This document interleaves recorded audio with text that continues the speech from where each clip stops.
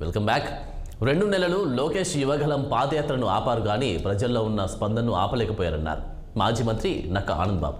లోకేష్ 40 ఏళ్లకు సరిపోయే విధంగా పాదయాత్రను నిర్వహించారన్నారు.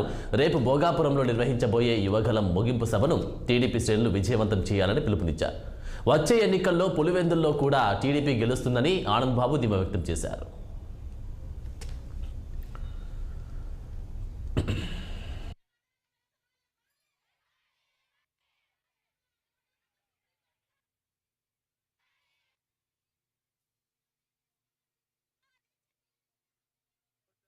ఏదో ఒక విధంగా అధికారాన్ని కాపాడుకోవాలని ప్రయత్నం చేస్తున్నాడు కానీ ఎటువంటి పరిస్థితిలో ఉండడం.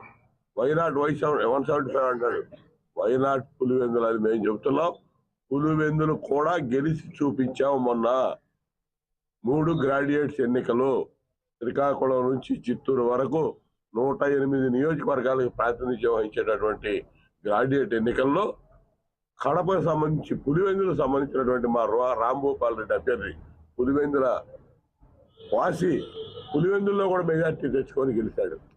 అక్కడే అర్థమైపోయింది పులివెందుల్లో కూడా ఇతను పని అయిపోయిందని. పులివెందుల్లో ఇతను పిల్లైపోతున్నాడు.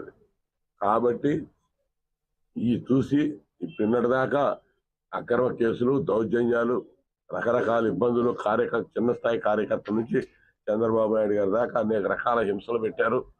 ఈ రోజున అధికారంలో మార్పు వచ్చిందని మేము అనుకుంటా ఉన్నాం.